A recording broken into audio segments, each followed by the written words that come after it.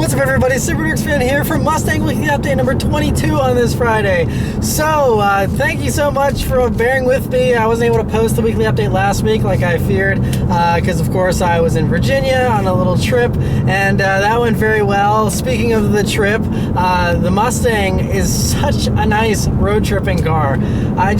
It's definitely the most comfortable car I've ever owned, but it's just so nice to drive. I mean, it was a 7-hour drive, and I just drove it straight both ways, and I had very little fatigue. I mean, obviously you just get tired from driving for a while, but it wasn't like some cars that I've owned, especially the BRZ with a loud exhaust. After like 5 hours, it's like, oh man, this is exhausting, mostly because of the loud exhaust, but also it was a little bit of a rougher ride. This is just so smooth. I could literally, if someone said tomorrow, hey, drive to California and back, I'd say, sure, no problem, because I really love driving at long distances that much. It's just so, I mean, these seats are so soft and comfy, and the ride's so smooth, and it's just the perfect road tripping car. It really is. Like I said, I wouldn't hesitate to go anywhere in this thing.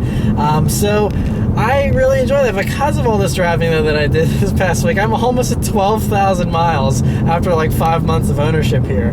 So racking them up really, really quickly, and it's going to be fun now that the driving season is upon us here, and we can have some fun with these cars. Hopefully be doing some fun cruises and events and things like that. The first Cars and Coffee is coming up on Saturday, so those of you that have been subscribed, for the past at least 6 months or so will remember the Cars and Coffee videos that I did every other week on Saturdays, and so I'll be resuming those again, doing my little vlogs, walking around, checking out the cars. Should be good. But there is one new thing that I did to the Mustang, finally. I know people were itching for mods, and I have a few things I'm working on, hopefully, but in the meantime, I'm just trying to get sponsors to want to partner up, different parts companies and stuff, because, even like the BRZ exhaust, I still get a message like once a week from someone saying, where do you get the BRZ exhaust from? I want to buy it.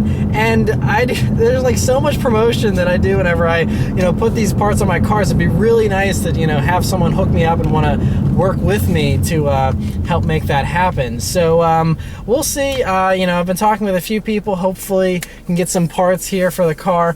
But the new thing that I did this week was the clutch spring that I removed. So this is a thing that a lot of 2015 Mustangs, and even apparently some of the older ones, have this thing, and it's very easy to fix and remove. And so from the very beginning of buying the Mustang, you'll remember me talking about how the clutch is very weird in this car. How it has like two different weights. It's like really light, and then it gets really heavy towards the top, and it has this weird engagement point that makes it a little tricky to be smooth with when you first hop in it and drive it. And so there's a spring that is basically in the clutch assembly, so that whenever the clutch starts to wear down, the pedal feel is always the same, which I didn't like, because I like knowing whether my clutch is about to fail or not, and this spring kind of masks the actual clutch feel, if that makes any sense. So you remove this spring, and I have a few little clips that I filmed whenever I did it. Basically, you just push the seat all the way back.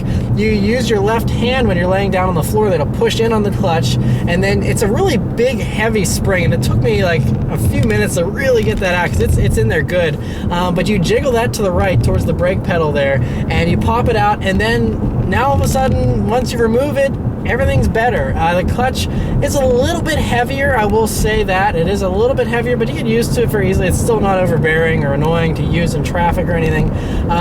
But it's so much better feeling, and you feel exactly where the clutch is catching. It makes it easier to rev match and heel toe and all that good stuff, and that's a huge improvement, and it's free and takes 5 minutes. So pretty awesome little mod there. And if you have any questions, I actually got the instructions off of Stang TV, so you can Google Stang TV clutch spring removal if you have one of these and you want to do the same thing yourself. But definitely it feels a lot better, and it's not just the EcoBoost, by the way. It's also the same case on the GTs as well. So my buddy that has the orange GT, he popped that out as well. He's the one that did it and said it actually felt really awesome.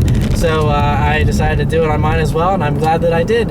And hopefully by next week I'll have another mod that I've been putting off forever, that blow-off valve thing that's not an actual blow-off valve, but uses the stock bypass valve and just kind of vents it to the atmosphere. So I'll hopefully be installing that blow-off valve, quote-unquote, here within hopefully this weekend, and maybe do a review on it this weekend if I have time. It all comes down to time. And that's one thing I know it's been like, it feels like I haven't been uploading very often, and that sucks. I hate that because I love, constantly, posting videos for you guys and having stuff pretty often. And of course, if you follow me on Twitter and Instagram, then you see posts and stuff more often than just the YouTube videos. But I'm definitely gonna try and do more. It's just super busy time of my life right now with getting ready for my wedding coming up here in a few months, and with that comes all the other wedding things and trying to find a place to live and all that kind of stuff. So crazy busy, and people are blowing their horns at each other.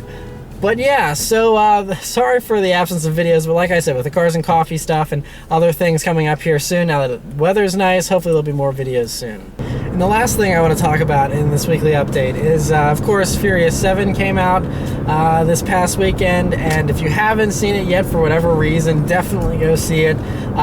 It's amazing. I know some of you have been asking for me to do like a little video review or hear my thoughts on it, so I'll just kind of say real quickly here how I thought about the movie. And of course, it was amazing. It was awesome. It was epic.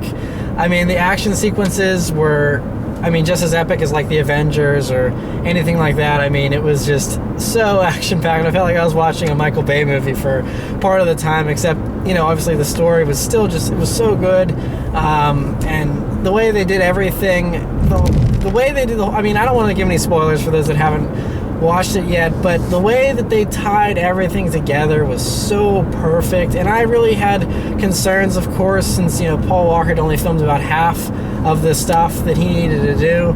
I never noticed at any point in the movie, really. There's a few small points where I was like, that probably isn't him, but they did such a good job of blending it so seamlessly that it looked like he had finished filming the whole movie, really. And it was so good. And the last 5 minutes or so, I started getting emotional. I'm getting emotional just thinking about it again. And then whenever the music started, I totally lost it. And I haven't been rocked by the ending of a movie, I don't think, more ever in my entire life. And if you were following me back whenever Paul first died and my reaction back then,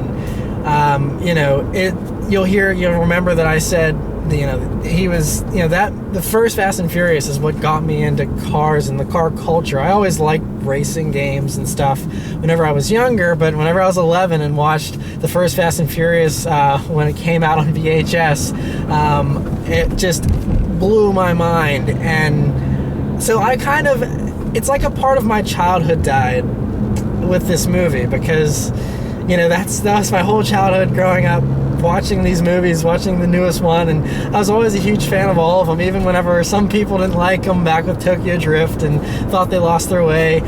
I always was a huge fan of all of them, and it just he's basically, probably my favorite actor. I have a few actors I really like, but he was just such an awesome guy. He founded Reach Out Worldwide, and he's just an inspiration in so many ways. And it still stings for me to, even think about him not being around anymore and all that kind of stuff. And so the ending of that movie, though, was the most perfect way to end things in regards to, his character. And it was powerful. It really was powerful. And so yeah, I just have to give huge thank you to everyone at Universal that tied that movie up so well. And I can't imagine how difficult it must have been for everyone making it. And because it was, like I said, I think I might have cried in a movie once or twice in my entire life. I can't remember the last time I cried in a movie, but that last 5 minutes of Furious 7, I cried. I will admit that, and I'm gonna go see it again tomorrow, because it's that good that it needs to be watched multiple times and to be fully appreciated, I think. And I just can't recommend it enough. And I know someone even asked, I think on Instagram just recently, which Fast and Furious movie is my favorite. And aside from the first one, which is my favorite just, I think, because it got me into all this stuff and the whole series got kicked off with that one, I think that Furious 7 is definitely my favorite. The action, the sequences, all the characters, And of course, it's just so special being Paul's last movie. And so yeah, so anyway, that's it.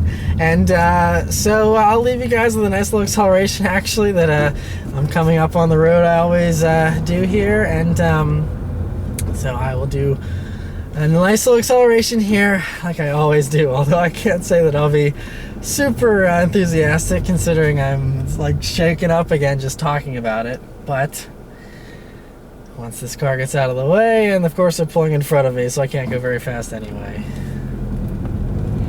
Here we go. Little wheel spin, and that's all we can do.